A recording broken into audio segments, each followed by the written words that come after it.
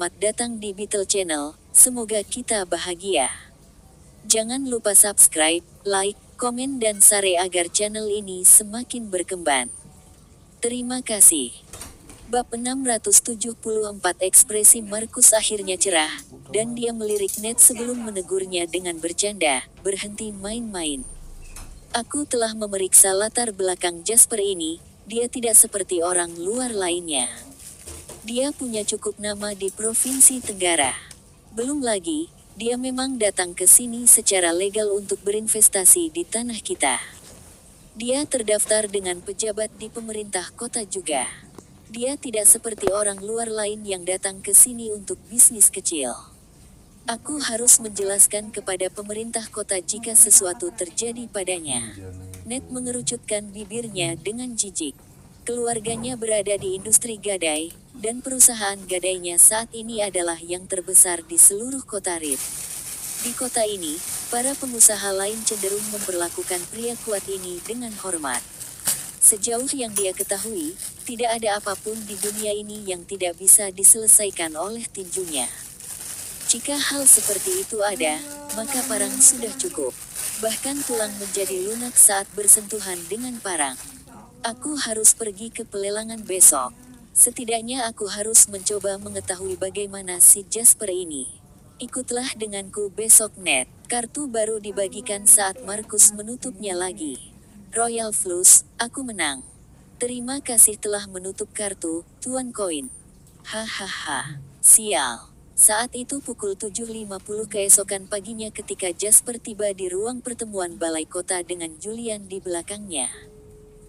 Chad adalah tuan rumah pertemuan ini, tetapi dia dengan sopan memperkenalkan Jasper kepada seorang pria paruh baya dan berpenampilan tajam. Tuan Lane, ini Tuan Powers, sekretaris terbaik pemerintah kota kami.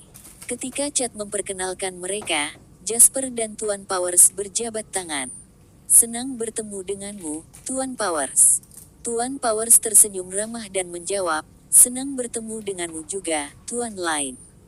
Aku di sini atas nama pemerintah kota untuk mengawasi lelang ini. Memang tidak mudah berinvestasi di kota Reed, Tuan Powers, komentar Jasper penuh perhatian. Tuan Powers tertawa. Para petinggi memberitahuku sebelum aku datang ke sini bahwa suatu hal baik datang kepada mereka yang bertahan. Orang-orang cenderung memiliki pandangan pribadi mereka sendiri tentang betapa pentingnya peristiwa-peristiwa tertentu. Jasper tampaknya tidak terlalu gembira dengan sikap Tuan Powers dan dia hanya menjawab, kita hanya bisa berharap bahwa ini masalahnya. Tuan Powers tidak berbicara lebih lanjut setelah melihat Jasper tidak mau melanjutkan pembicaraan. Lagi pula, mereka adalah orang-orang pintar, dan Jasper dapat dengan mudah mengatakan bahwa pemerintah kota mencoba menggunakan Jasper untuk menyerang Markus dan teman-temannya. Posisi Jasper dalam hal ini juga jelas. Kau dapat menggunakanku, tetapi harganya mahal. Aku, Tuan Lane, bukan orang bodoh. Apa yang membuatmu berpikir aku datang jauh-jauh ke kota Reed hanya agar kau bisa memanfaatkanku? Oh, dan Tuan Powers. Jasper tiba-tiba teringat sesuatu dan berbalik untuk memanggil tepat sebelum mereka memasuki ruang rapat bersama. Tuan Powers berhenti berjalan dan berbalik untuk melihat Jasper. Sambil tersenyum, Jasper menyatakan, aku berencana untuk membangun pabrik elektronik di atas tanah seluas 1.500 hektar ini. Aku berencana untuk menginvestasikan total 500.700 juta di dalamnya. Aku sudah menghubungi perusahaan pelayaran, dan infrastrukturnya sedang dalam perjalanan. Semua akan tiba dalam 10 hingga 15 hari. Untuk pabrik yang membentang di 1.500 hektar tanah, total investasi 500.700 juta akan berjumlah setidaknya 200 juta pajak per tahun, dan juga akan menghasilkan pendapatan lokal sekitar 3 miliar dolar Somer. Provinsi Tenggara telah mengajukan beberapa keluhan tentang ini, mengklaim bahwa aku membantu orang luar alih-alih menguntungkan kotaku sendiri. Dengan kata lain, aku tidak terlalu peduli dengan kota Reed seperti yang kalian pikirkan. Bab 675 ekspresi Tuan Powers berubah mendengar ucapan acuh tak acuh Jasper. Jasper hanya mengatakan bahwa dia ingin membeli sebidang tanah industri, tetapi dia tidak pernah mengatakan apa-apa tentang membangun pabrik. Pemerintah kota Reed juga telah melakukan pemeriksaan latar belakang Jasper. Mereka tahu bahwa Jasper terutama melakukan perdagangan real estate dan keuangan. Dia tidak pernah mengambil bagian dalam pembangunan pabrik industri apapun. Itulah sebabnya pemerintah kota percaya bahwa Jasper datang untuk membeli sebidang tanah industri hanya untuk menunggu nilainya naik atau yang lainnya. Mereka tidak pernah menyangka bahwa itu untuk membangun pabrik. Sementara pemerintah kota Reed benar-benar menghargai jumlah yang Jasper ingin investasikan, sekarang telah menjadi transaksi bisnis 200 juta dolar Somer. Kota Reed membutuhkan dana untuk lebih berkembang juga. Mereka hanya tidak menyangka jumlahnya yang begitu besar. Karena Jasper memberikan berita seperti itu secara tiba-tiba, Tuan Powers tahu bahwa dia harus membuat persiapan yang tepat sekarang. Dia sangat menyadari bahwa jika ucapan Jasper menjadi kenyataan, maka total investasi setidaknya 700 juta di sebidang tanah dan pabrik elektronik di kota Reed akan menjadi bisnis yang sangat penting mengabaikan pajak tahunan yang diterima. Bagian terpenting dari transaksi ini adalah peningkatan kuota pekerjaan, dan lebih jauh lagi, peningkatan bisnis di daerah sekitarnya. Itu normal untuk memiliki 5.000 hingga 6.000 pekerja per pabrik.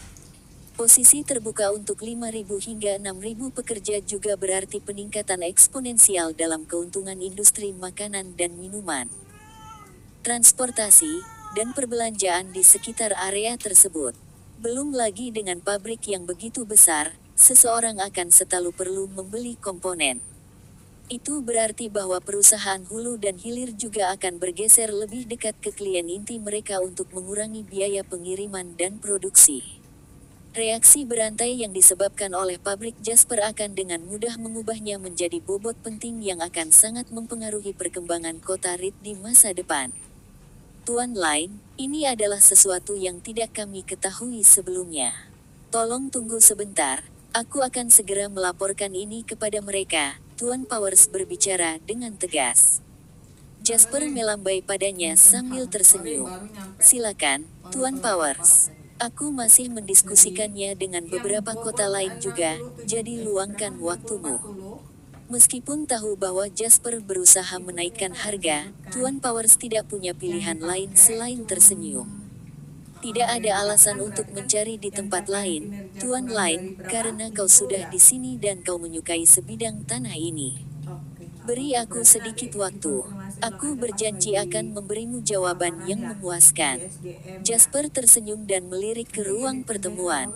Kalau begitu, bisakah kau memberitahuku juga, Tuan Powers? Silahkan, Tuan Lane. Tuan Powers berbicara dengan sopan. Aku datang ke kota Reed untuk berinvestasi, dan sementara aku datang untuk menghasilkan uang, aku juga sangat bersedia membantu menggerakkan pembangunan ekonomi. Aku datang untuk mencari uang legal melalui jalur hukum, bukan untuk diperlakukan tidak adil dan dipaksa untuk berurusan dengan sikap orang lain. Kemudian, Jasper tersenyum pada Tuan Powers yang terlihat agak malu. Jangan biarkan aku mengganggumu lagi, Tuan Powers. Aku akan masuk sekarang. Kemudian, Jasper berbalik dan berjalan dengan hati-hati dengan Julian di belakangnya. Tuan Powers merasa sedih ketika dia melihat Jasper pergi. Cat takut Tuan Powers tidak menyukai Jasper karena ini dan berbicara dengan hati-hati. Tentang itu, Tuan Powers, aku ada di sana ketika Markus mencarinya kemarin. Sejujurnya, aku sudah lama pergi jika aku berada di posisinya. Bisa dimengerti kenapa dia marah. Tuan Powers mengangguk pelan. Baik. Aku akan melaporkan ini ke atasan terlebih dahulu sementara kau pergi dan berbicara dengannya. Buat dia tetap di sini dan tertarik. Para petinggi akan sangat tertarik dengan ini.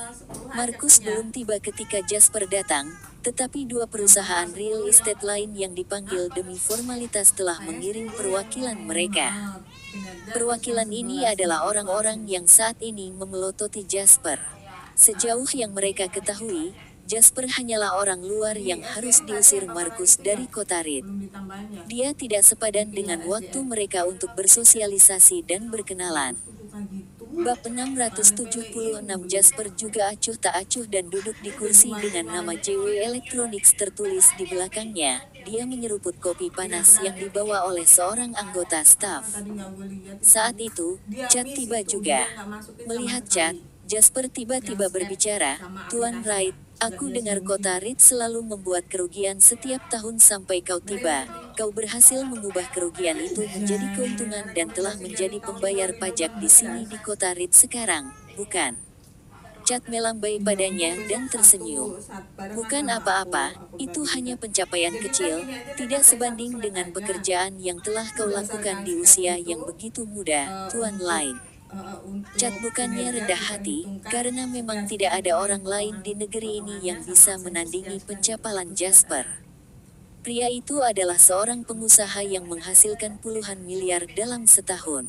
Bagaimana orang bisa membandingkannya? Namun Jasper hanya berbicara, "Aku mohon untuk tidak setuju. Aku tahu bahwa masalah terbesar dengan industrimu di sini adalah dengan orang-orangnya. Ini terlalu rumit dengan orang-orang yang masuk dalam kelompok yang berbeda dan yang lainnya. Mereka memindahkanmu ke sini agar kau bisa menyelamatkan situasi karena orang sebelummu memukuli bawahannya dan dia berakhir di ICU, kan? Itu semua adalah lelucon dan rumor yang telah menyebar di kota Reed, meskipun ada bagian yang dilebih-lebihkan, itu bukanlah kebohongan yang lengkap." Chad tersenyum. "Semuanya di masa lalu sekarang, tidak terlalu parah ketika itu terjadi. Kau datang ke sini untuk menyelamatkan situasi, namun kau berhasil memecahkan masalah yang tidak dapat diselesaikan oleh siapapun.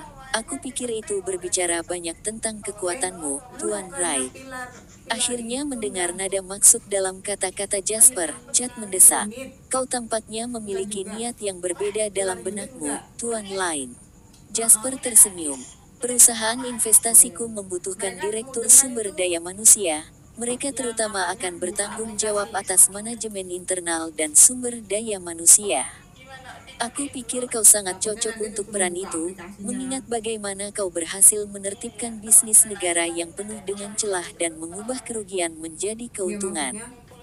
Ekspresi Chad berubah. Dia masih dianggap sebagai pria kelas menengah dalam sistem, meskipun ada sedikit peluang untuk promosi. Dia secara teknis bukan karyawan seseorang, karena itu, dia tidak mau harus bekerja di bawah siapapun, bahkan jika itu adalah Jasper. Menyadari bahwa Chad ingin menolaknya, Jasper menyela, "Jangan terlalu cepat menolakku, Tuan Wright, hanya sejauh ini yang dapat kamu lakukan saat bekerja untuk PT Dana Pemerintah Kota Reed. Mungkin kau akan mengambil setengah langkah ke depan, tetapi kau masih akan terkurung di dalam Kota Reed. Perusahaan investasiku saat ini memiliki bisnis yang melibatkan investasi keuangan, modal ventura dan dana malaikat, industri real estate, industri manufaktur peralatan elektronik, industri hiburan, dan industri internet. Ini adalah perusahaan sekarang, tetapi hanya masalah waktu sebelum aku mengembangkannya menjadi sebuah grup, dan akhirnya sebuah konsorsium. Apakah kau tidak tertarik untuk berjalan keluar dari kota Reed dan ke seluruh negeri di depan matamu, Tuan Wright? Menjelajahi dunia dan manfaatnya." Sambil menepuk bahu Chad, Jasper tersenyum melihat binar di mata pria itu.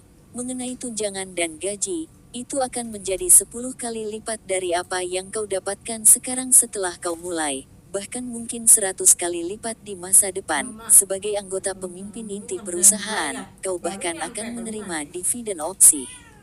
Terus terang, daripada aku memintamu bekerja untukku, aku ingin menganggap ini sebagai kesempatan bagimu untuk mengubah hidupmu." Wajah Chad memerah, tapi dia memaksakan keinginannya dengan rasional. Sambil tersenyum getir, dia berbicara, "Kau benar-benar negosiator profesional, Tuan Lain." Jasper tertawa. "Kau tidak perlu memberikan jawaban sekarang, luangkan waktumu dan pikirkanlah. Aku akan tinggal di sini di kota Reed selama beberapa hari lagi. Aku harap kau akan pergi bersamaku ketika saatnya tiba." Chad mengangguk, dia akan berbicara ketika pintu ruang pertemuan didorong terbuka. Mereka mendengar pria itu sebelum mereka bisa melihatnya.